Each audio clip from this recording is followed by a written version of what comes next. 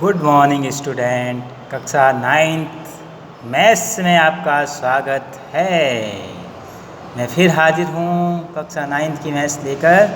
इससे पहले हमने पहले भाग में प्रश्नावली 1.1 के सारे जो कंसेप्ट हैं वो क्लियर कर लिए हैं।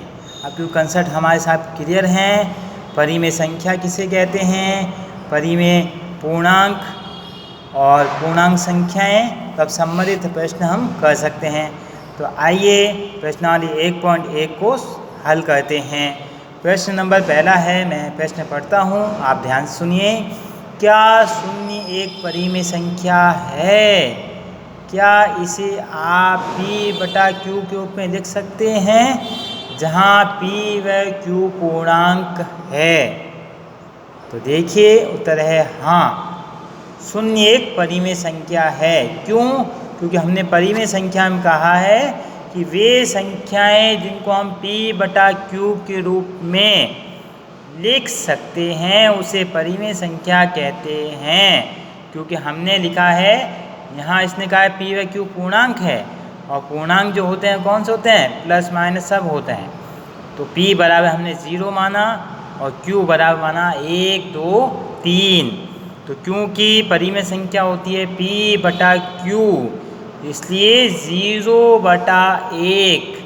आपको पता है 0 में किसी का भी भाग देने पर क्या आता है, 0 ही आता है। इसलिए 0/1 बराबर क्या हुआ, 0। अब 0/2, क्योंकि हमने q की जगह 2 लिए हैं, तो 0/2 बराबर भी क्या हुआ, 0। अब अगर 0/3 तो आंसर आएगा 0। इसका मतलब इससे ये सिद्ध होता है कि हाँ, शून्य एक परिमेय संख्या है। आइए प्रश्न नंबर दूसरा करते हैं। 3 और 4 के बीच 6 परिमेय संख्याएं ज्ञात कीजिए। अब क्योंकि सबसे पहले तो इसमें देख लें कि जो संख्या हमें दे रखी है, कितनी पूछी संख्या है इसमें, 6। तो जितनी संख्याएं पूछी है वही अंक लेंगे। तो जितनी संख्याएं पूछी हमसे, तो संख्याएं हमसे पूछी है 6, तो 6 + 1 बराबर कितनी हुई, 7। इसीलिए जो संख्या हमें दे रखी है उसमें ऊपर और नीचे 7 से गुणा करने पर, तो संख्याएं हमें पहली संख्या क्या दी है, 3। इसने पूछा है संख्या 3, तो 3 × 7/7, यानी 7 ऊपर भी लिख दिए और 7 नीचे भी लिख दिए। तो इसी तरह से दूसरी तरफ संख्या देखिए, संख्या सेकंड संख्या इसने पूछी है 4, तो मैंने लिखा है 4 × 7/7। अब इस तरफ देखिए, 3 × 7 लिखना, 7 × 21 और 7 × 7, क्योंकि 7 के पास में नीचे कोई संख्या नहीं होने पर उसको 1 माना, और 7 × 7, तो संख्या हमें बनी है 21/7। और दूसरी तरफ जाने पर संख्या बनती है 7 × 4 = 28, यानी 28/7। अब आपको पता है पहली संख्या क्या मिली हमें, 21/7, और दूसरी क्या मिली है, 28/7। अब 21 की अगली संख्या क्या होगी, 22, 23, 24, इसी तरह से। तो संख्याएं होगी 22/7, 23/7, 24/7, 25/7, 26/7, 27/7 और 28/7। इस प्रकार से लगातार संख्याएं बनती है हमारी 22 से लेकर 27 तक की संख्याएं।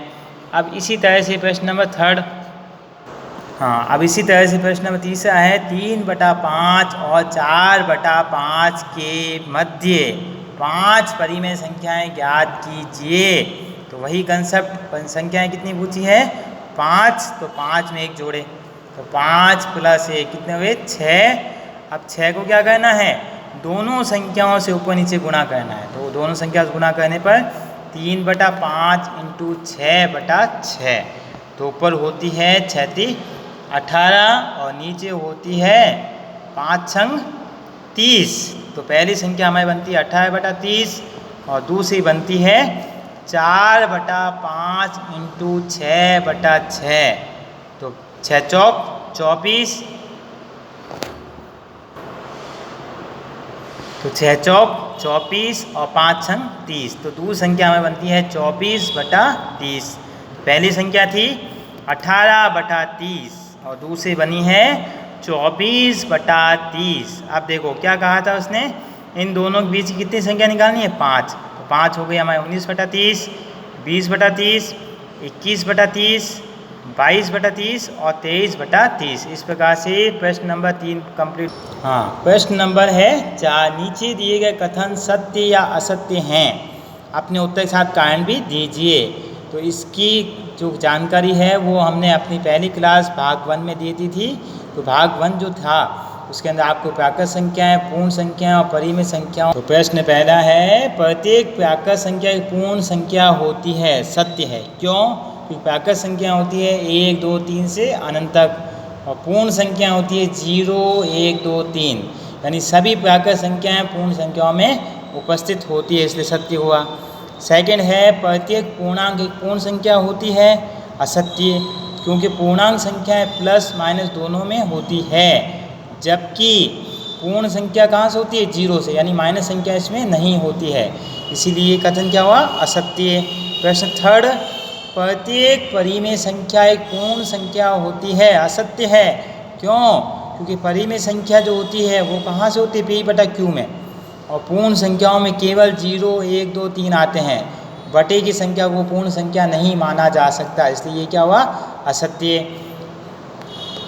तो इस प्रकार से आपको प्रश्न 1.1 कैसी लगी, आपको कुछ प्रश्न पूछना है तो YouTube के कमेंट सेक्शन में जाकर जो है आप मेरे प्रश्न पूछ सकते हैं, आपको उस सभी का समस्या का जो समाधान है वो उसमें किया जाएगा।